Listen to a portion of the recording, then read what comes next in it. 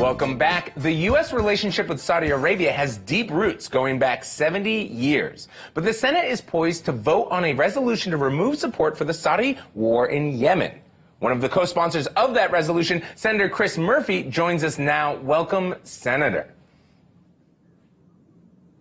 Thanks for having me. Thanks for joining us this morning. Okay, Senator, let's start here. Why was Jamal Khashoggi's murder the catalyst for this resolution instead of the blockade in Qatar or the killing of civilians in Yemen or, frankly, anything else in the long history of our relationship with Saudi Arabia? Well, I actually don't think it was the catalyst for this resolution. Frankly, Bernie Sanders, myself, and Mike Lee were going to introduce this resolution regardless. We actually introduced a version of it back in the spring. We unfortunately came up about 9 or 10 votes short to pull the United States out of the war in Yemen. And since then, the civilian casualties inside Yemen have gotten even worse. A school bus was hit during that period of time on purpose. Last month was actually the worst month over the course of the war's history for casualties on the ground. And so, yes, it may be that we have picked up some Republican support for this resolution because of the murder of Jamal Khashoggi, but our impetus to bring this resolution before the body was really about the fact that, well, we certainly abhor the fact that the Saudis killed this American resident in a consulate in Turkey. There have been 85,000 children that have died of starvation and disease inside Yemen since the beginning of this war. 10,000 civilians have been killed as part of the bombing campaign, and that needs to end. Okay, and I understand that for you, Senator, but it does seem like many of your colleagues, for them, Khashoggi's death was a motivation for them to support the resolution. Is that fair to say? I think it's fair to say, but I think this has been overplayed. Remember, this resolution got about 45 votes before the school bus was hit, before the casualty numbers started to increase. So I think even without Khashoggi's murder, we might have 51 votes for this resolution today. So I think that has been, frankly, a little bit overhyped. But I can make the connection between the two. And I actually have argued to many of my Republican friends who want the Senate to respond to the Khashoggi murder that this is actually the way to do it. And here's my argument. My argument is that, the thing that bothered us the most after the murder itself was the fact that the Saudis lied to us about what happened to Khashoggi. They knew that they killed him and dismembered his body, and they told us for 2 weeks that he left the consulate unharmed. Well, it's just like they've been lying to us about Yemen. They've been telling us for years, well, we're not intentionally hitting civilians and civilian targets, even though the evidence told us otherwise.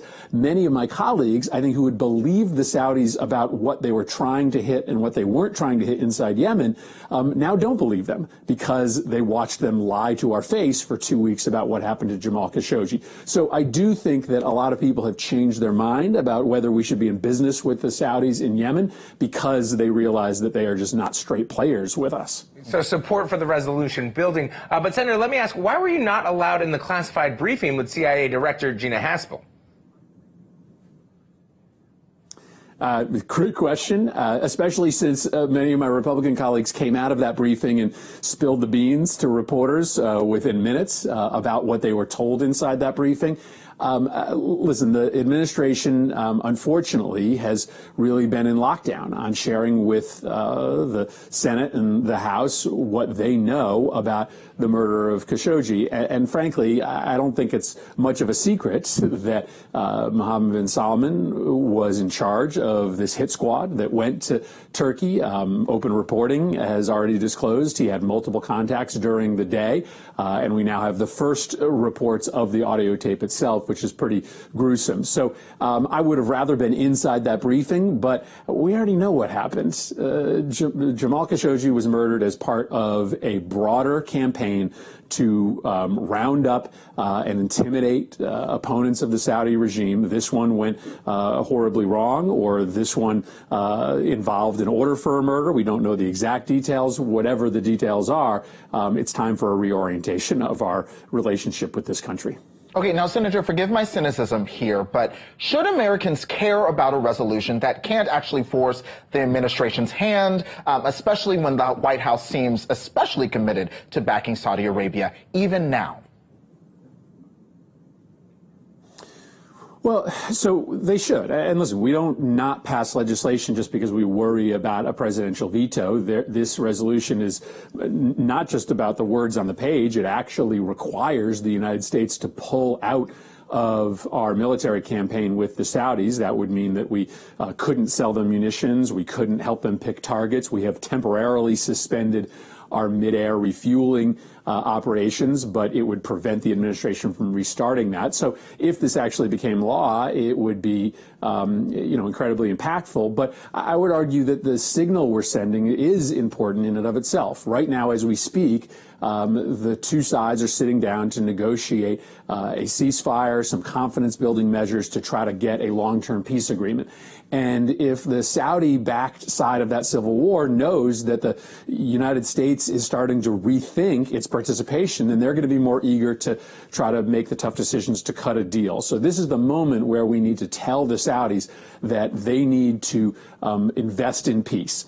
And when the Trump administration was the only one talking on this, the Saudis had no reason to end this war because they knew that they had a blank check from the administration. Well, they don't have a blank check any longer. And whether or not this resolution right now becomes law, it's pretty clear that Republicans and Democrats are telling the Saudis that the time is come for them to put an end to this war. Okay. Well, changing gears, tones, and subjects here, Senator, we have to talk about 2020. So we even have a new graphic for this. We're very excited about it. It's time for a new series we're calling here at BuzzFeed News, So They're Running. And here's how it's going to work, Senator Murphy. I'm going to ask you a very simple, low-stakes question. Are you running in the 2020 presidential election?